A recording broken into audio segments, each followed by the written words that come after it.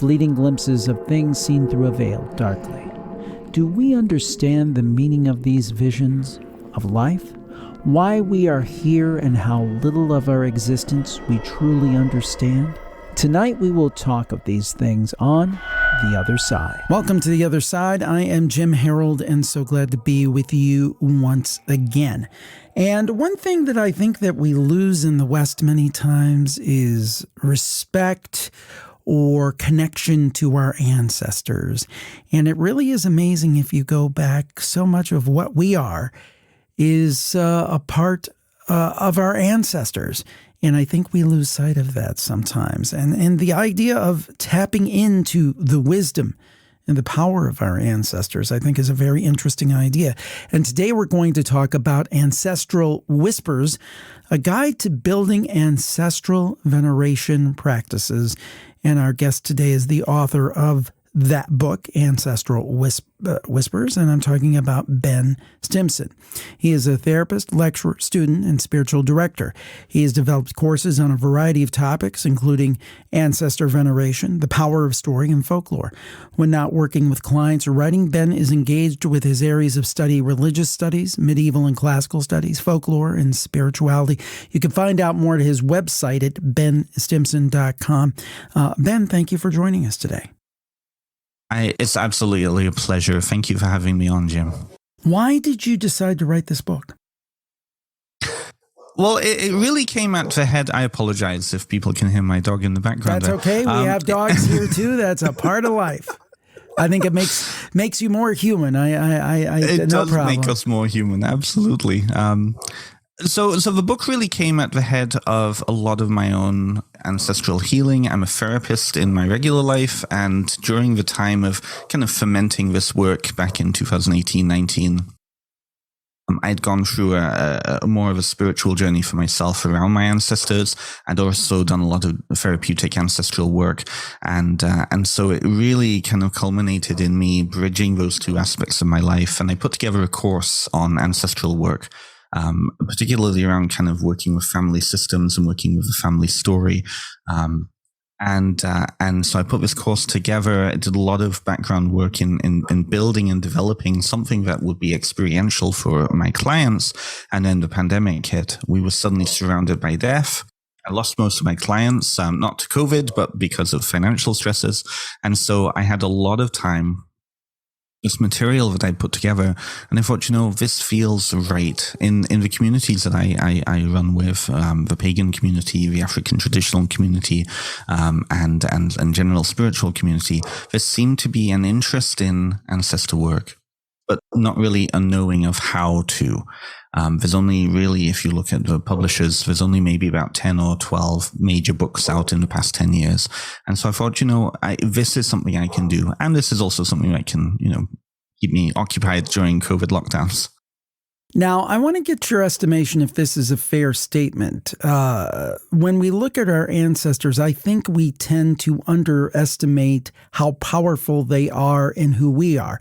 Now, many times those can be good things, but I don't think that we should necessarily make saints out of our ancestors. Sometimes there's maybe not as good things.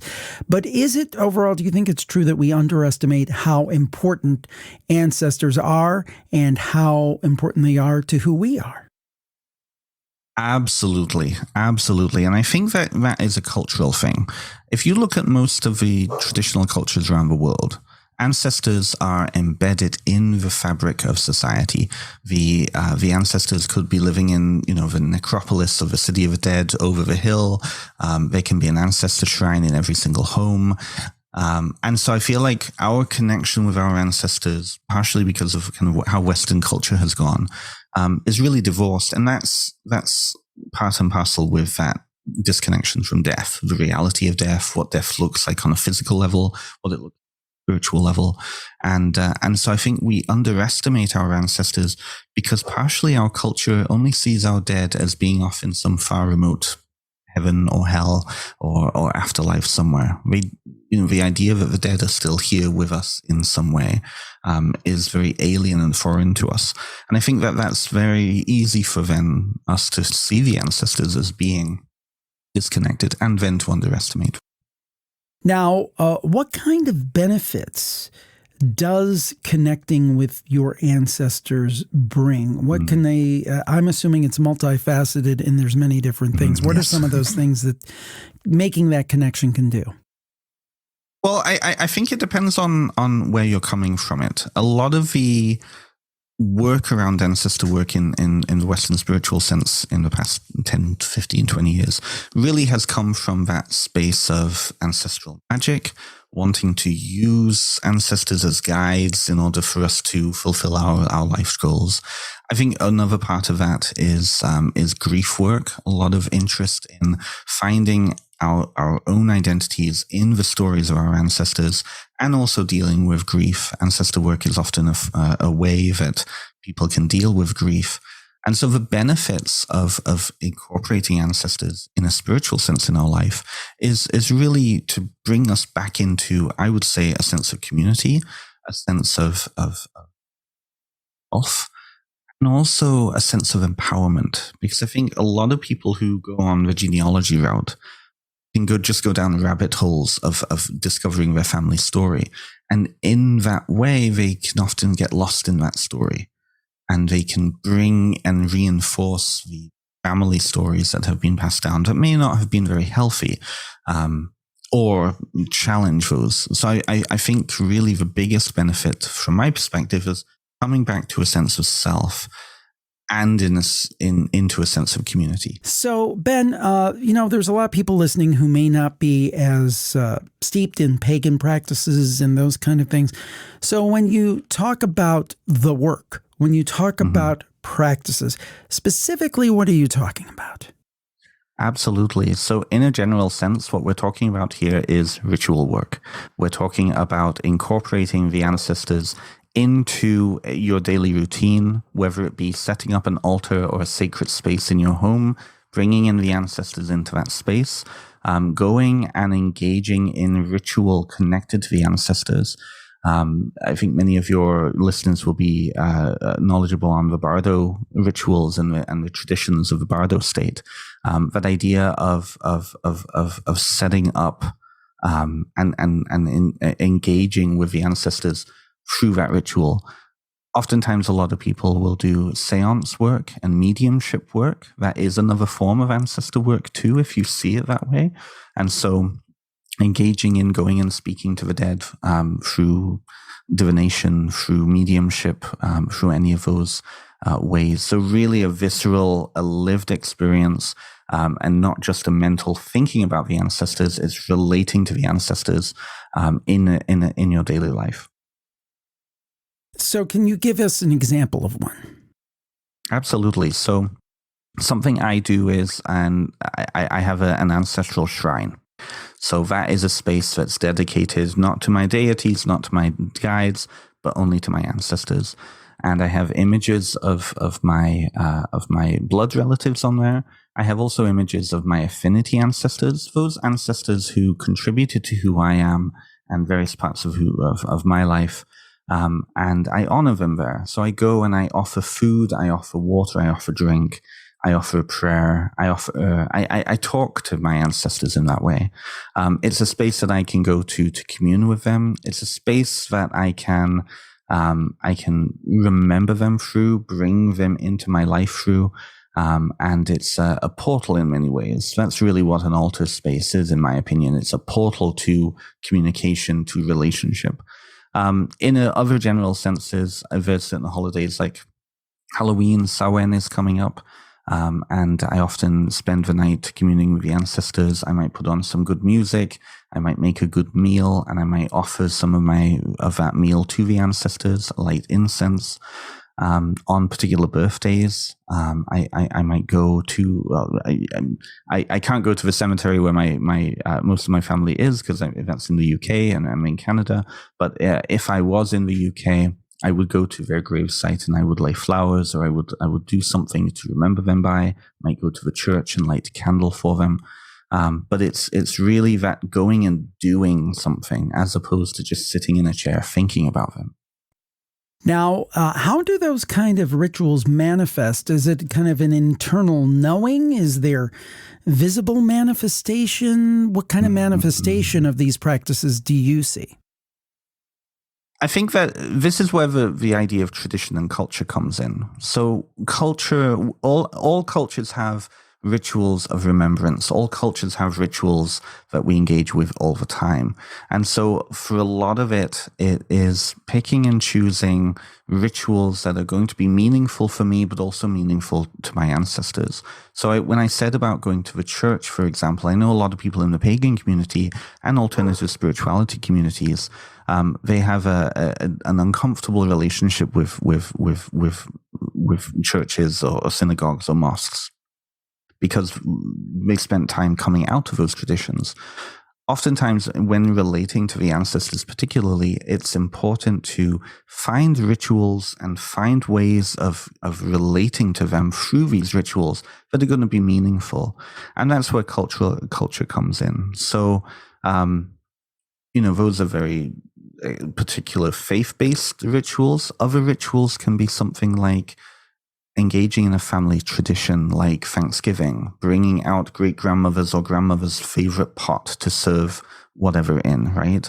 Or making a certain food that your grandmother loved, and through experiencing, going through and making that, you're in a way relating to the experience of your grandmother or your grandparents or whoever it is, while also engaging in that tradition of continuing that on.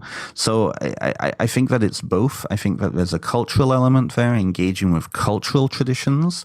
And if, any of your listeners, I will charge any of your listeners to think about the cultures that they come from and think about what is special.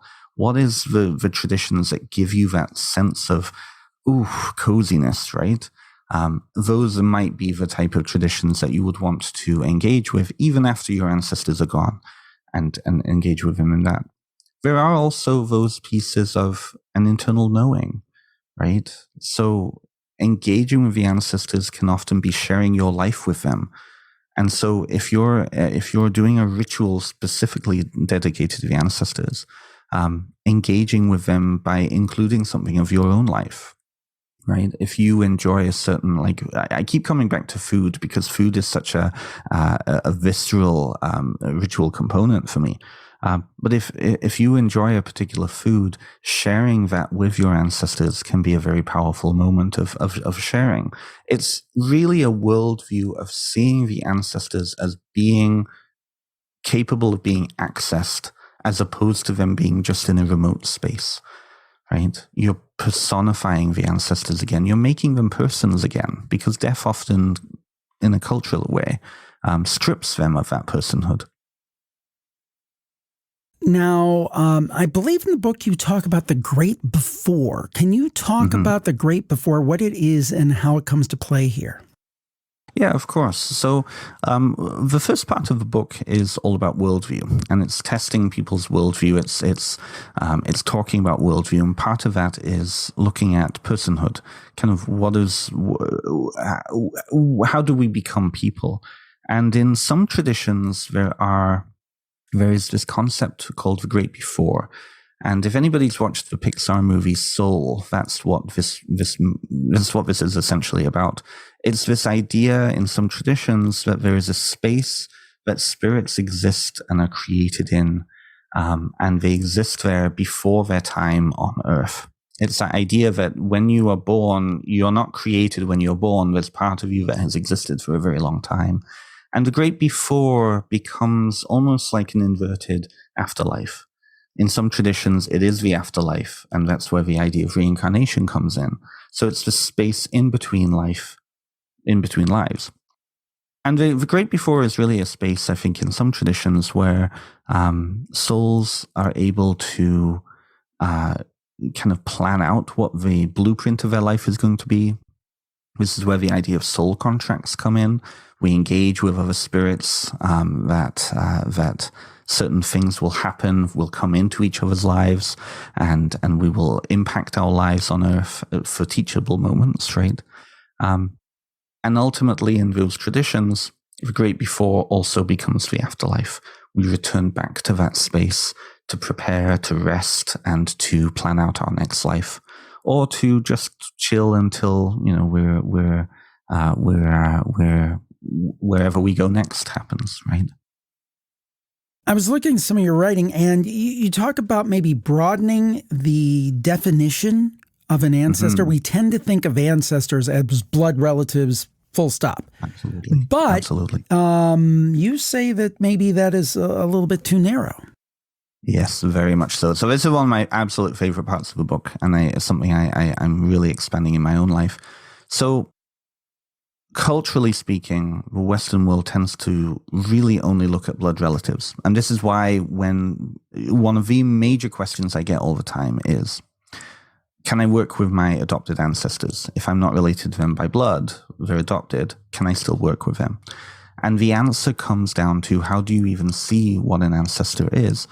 In many communities around the world, the sense of what a family is much broader, right? If you go down to Caribbean and you talk to people down there, they will have aunties and uncles throughout the parishes, right? They will have huge extended families, and only some of them are biologically related to each other. So I think that the idea of what constitutes an ancestor is very culturally constructed. And because of that, that means that we can expand it to include those other types of beings that have impacted on us. And that's really where I've come to in my own ancestor work, is that understanding of an ancestor is any being or anything that has contributed to growing who I am. So as a queer person, for example, there are a lot of people in my community who have contributed to fighting for my rights, creating the spaces that I exist within, and who I share an affinity with because we had a similar lived experience.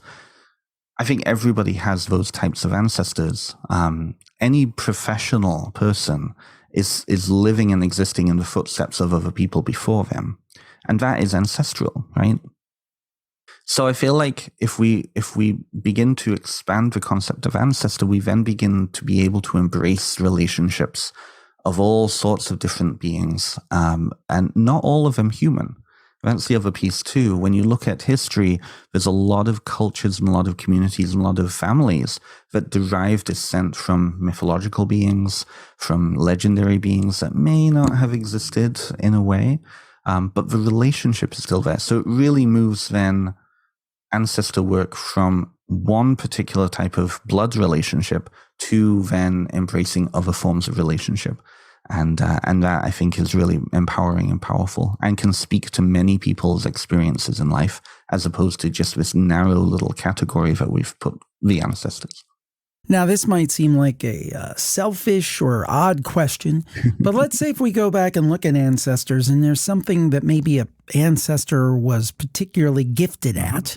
Maybe it's music, maybe it's writing, maybe it's something that we're interested in improving and being a better person and being better in a particular area. Is that something, I guess it could be kind of selfish, but is it something that we can tap into and ask our ancestors to provide us wisdom on how to be better in these different areas? Absolutely. Absolutely. And that's to go back to your question before, what are the benefits? That's one of the benefits. We find our strengths through relating to and understanding our ancestors in that way. And in that relationship, they become new mentors for us.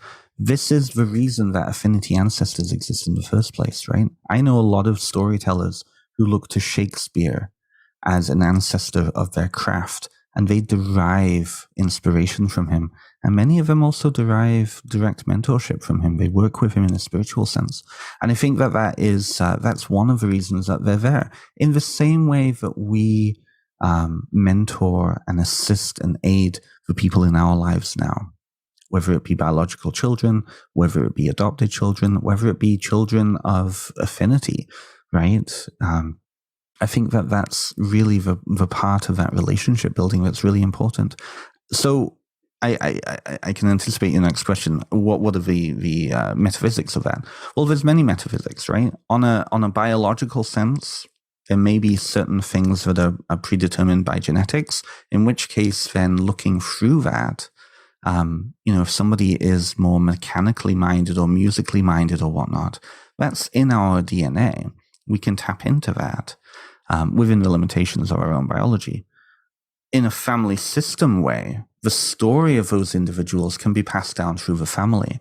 The movie Coco is a very, very good example of that, right? You have a musician who is the head of a family for 4 generations back. But because of the trauma of that family, suddenly music is out and forced out. But then you have young Miguel, who is really wanting to be a musician and is looking up to his great-grandfather Hector as an inspiration. That is palpable, right? And so that's where that lived tradition of ancestor work and that lived experience of relationship comes in. That's where that idea of communication with the ancestors comes in, you know. And I think that that again, we have to be aware of kind of the Western limitations that have been placed on the ancestors. If the ancestors are far away and remote, you're not going to be able to talk to them.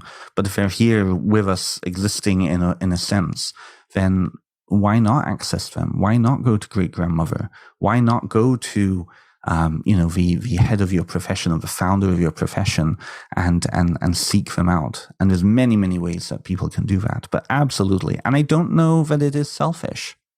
I think that if it becomes narcissistic, then it can become very unhealthy when it's only about you versus that dual relationship of their needs as well. I think then it becomes very unhealthy, but otherwise I don't think it's selfish. In maybe a less kind of like, ABC way in terms of like, hey, I want to get better at musicianship. I want to tap into my great grandfather who is a great violinist or whatever it is. Something a little more maybe subtle. What if we find people in our ancestral tree who had difficulties? We see the same kind of difficulties. Let's say that someone had a bad, let's say, marital experience, a bad relationship. Mm-hmm. And we find ourselves kind of replaying those scripts. Can we tap into their wisdom with how to deal with these kind of situations and maybe create an easier path? So in other words, not just tapping into the positivity, but also tapping into some of the lived difficult experiences to have wisdom in the present day of how to deal with, similar and other difficulties in our own lives. Oh, absolutely. Yes, absolutely. And in fact, there are quite a few writers who write specifically on this. Dr. Daniel Four, who's a bigger name in ancestral medicine, has a whole book on this. It's how to relate to and how to heal family lines in that way. But absolutely. I think one of the kind of Western mentalities is that we tend to lock people into who they were when they were alive. And I think that conversation is really becoming a big thing in North America specifically. My own perspective is just like we can change from year to year every 10. I wasn't the same person 10 years ago, and I doubt you were the same person 10 years ago either. Right. Our ancestors have that capacity to change too. And when we go, my own perspective, and I'm being very careful because I don't want to say that this is how everybody should feel, but my own perspective is that death is that space where there's a lot more perspective because it's more expansive in that realm of death. And so, looking at my own ancestors, there's been great growth with some of them because they've had that broader experience. And so I think even the ability to acknowledge that, okay, there is an issue that I need help with, whether it be with marriage, whether it be with whatever it is, I think that in itself is a good call to then, okay, look at, well, what are my ancestors saying? In the same way that you would say, what are my guides saying? What are my gods saying, right? I think that people often find themselves in a wary place because they see an ancestor who was very unhealthy in life, did horrific things, did terrible things, and that trauma has carried through the family.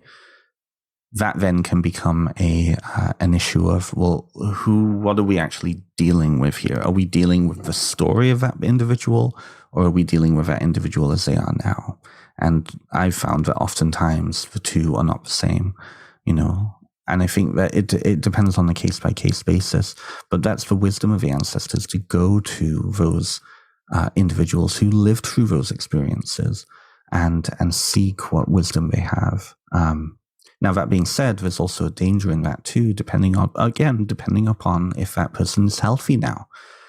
And so what can often be a good route around that is if, your great-grandfather was an alcoholic and you're seeing alcoholism down the family line, and this is where good family history work can come in, and you're also dealing with that alcoholism, then it's looking at the context of how the alcoholism developed in the family, why the alcoholism was passed down in the family. Sometimes there's a genetic component. Oftentimes it's more of a cultural systemic issue.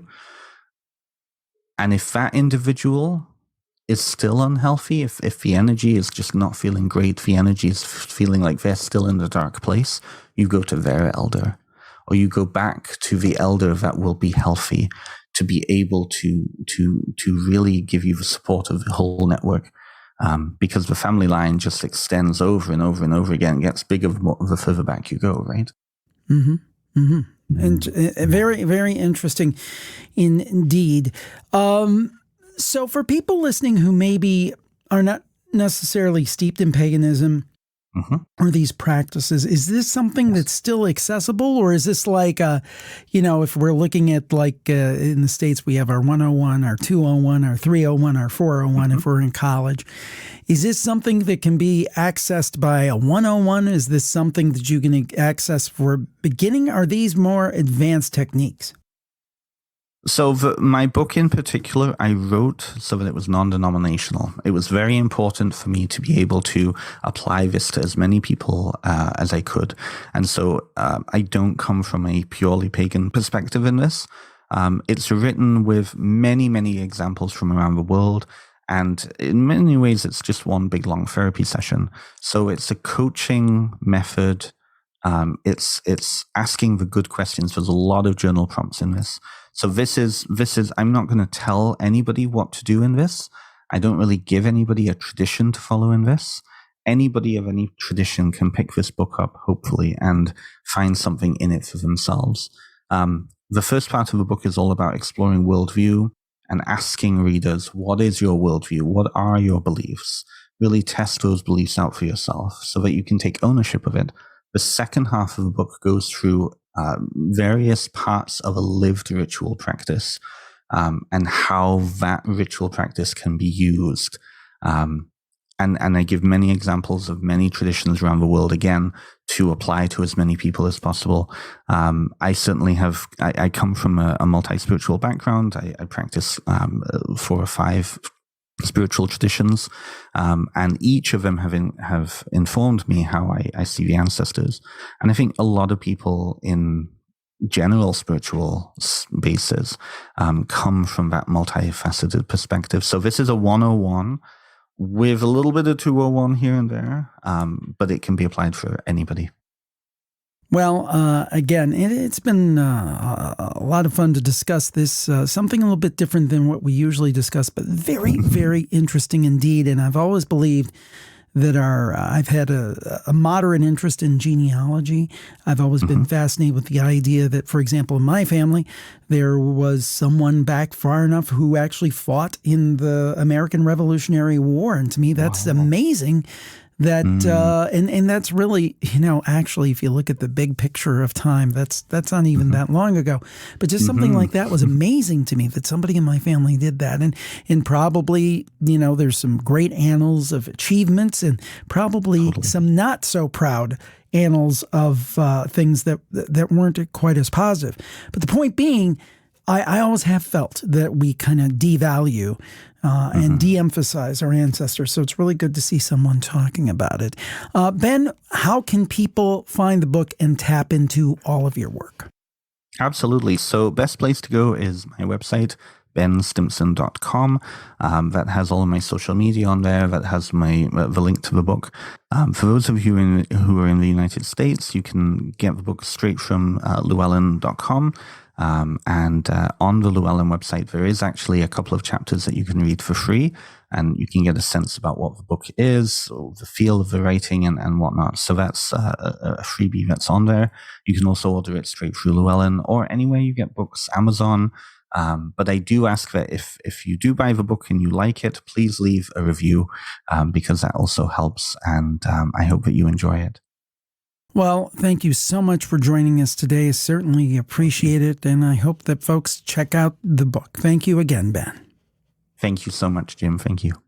The book is Ancestral Whispers, a guide to building ancestral veneration practices, and we've been talking with Ben Stimson. And we thank you for tuning in to the program. We appreciate it, and we will talk to you next time. Have a great week, everybody. Bye-bye.